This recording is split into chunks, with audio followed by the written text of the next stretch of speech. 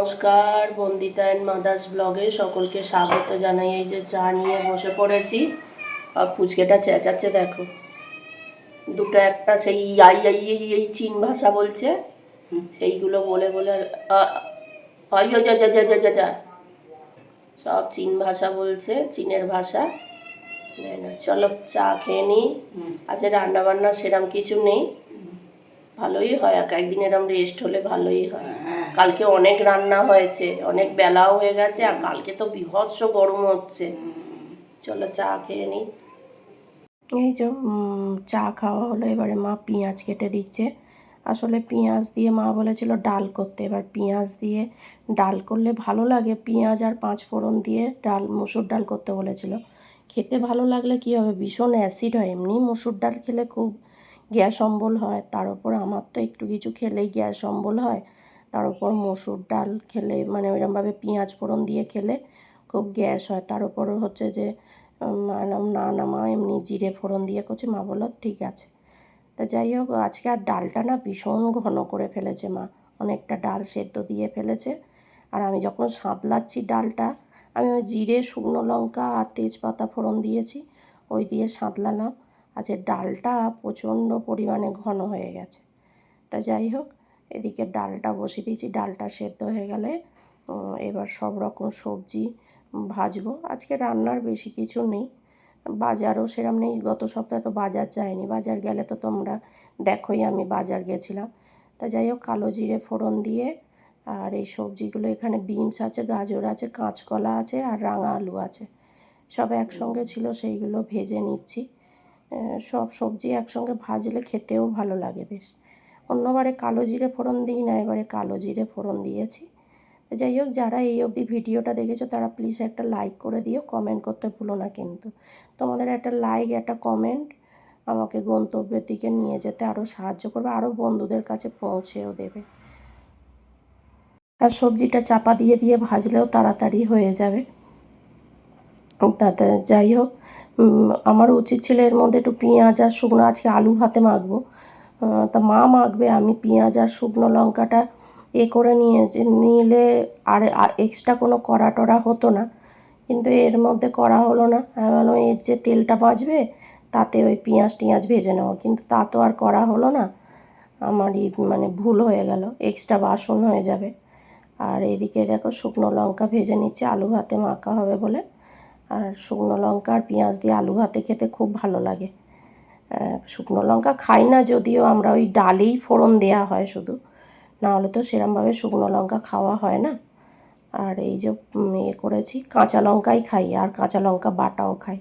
এই যে শুকনো লঙ্কাটা নুন দিয়ে করে নিয়েছি, গুঁড়িয়ে নিয়েছি, নাহলে পরে সেই গেলে মিয়ে মতন গেলে সেতিয়ে গেলে সেইগুলো আর করা যায় না ভালোভাবে।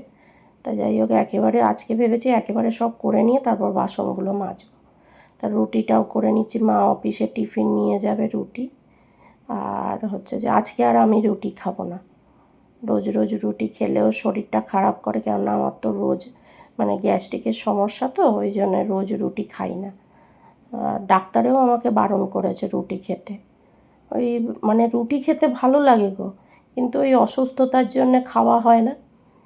যাই হোক, এদিকে করে নিচ্ছি। গরমটাও তেমনি পড়েছে বলো, একদম গুমোট গরম পড়েছে, পারা যাচ্ছে না। এই রান্নাঘরে থাকা মানে, যে রান্নাঘরে থাকে তারাই বোঝে। আজকে ভাবলাম কাজ বাজ বেশি নেই, যাই হোক আরামেই আছে। তা আরও তো কাজ করি, সেগুলো আর আমার যেহেতু স্ট্যান্ড নেই ফোনে, ওই তোমাদের সঙ্গে শেয়ার করতে পারি না। জামা কাপড় পাট করা করা সব সময় শেয়ার করতে পারি না, ওই ঘরে যেগুলো পাট করে করে রাখি। তারপর জামা কাপড় তোলা থাকে, আরও তো সংসারে একটা কাজ, সংসারে অনেক কাজ থাকে।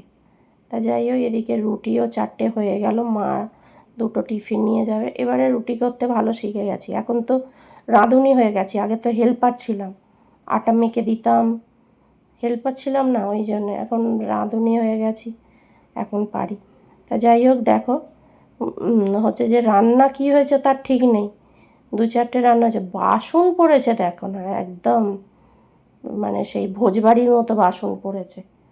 তা যাই হোক, এইদিকে বাসনগুলো মেজে নিচ্ছি। আর কি করব, কপাল খারাপ, বাসন তো মাজতেই হবে। আর হচ্ছে যে বাবুর বাড়ি কাজটা তো করে নিতেই হবে বলো। তা যাই হোক, বাসনটা মেজে নিয়ে তারপরে করব, খাওয়া দাওয়া করব। আর এই সময়টা না খুব খিদে পেয়ে যায় জানো তো। আমরা তো সকাল সকাল ডিনার করে নিই, রাত্রির করে ডিনার করি না। কেন সন্ধেবেলা সেরমভাবে আমি কিছু খাই না, আমি দুটো বিস্কিট আর চা খেলাম। আর হচ্ছে যে সেরমভাবে কিছু খাওয়া হয় না, ওই জন্য খিদে পেয়ে যায় রাত্রিবেলা তাড়াতাড়ি। আর হচ্ছে যে ওই জন্যে খুব খিদে পেয়ে যায় এই টাইমটা। তা আমি ভাবলাম যে একেবারে বাসন টাসন মেজে নিয়ে রান্নাঘরটা মুছে নিয়ে, রান্নাঘরটা মুছে নিই কেন, ওই আটা করি তো, আটা মাখি, ওই গুঁড়োগুলো পড়ে, তা একেবারে মুছে নিই, নাহলে পায়ে পায়ে সারা ঘরদোর হবে, মানে বিরক্ত লাগবে। তা যাই হোক, আমার দেখতে দেখতে দেখো কত বাসন পড়েছে গাদাখানে। দুটো আমার দোষে পড়েছে, ওই ফ্রাইং প্যানটা, ওটা হচ্ছে যে ওই পেঁয়াজ লঙ্কা ভাজলাম ওইটা, আর একটা বাটিতে ভাজা তুলবো বলে রেখেছিলাম, ওটা না রাখলেও হতো, ওটায় ধরবে না, ওই জন্যে এক্সট্রা বাসন আমার জন্যে দুটো পড়েছে।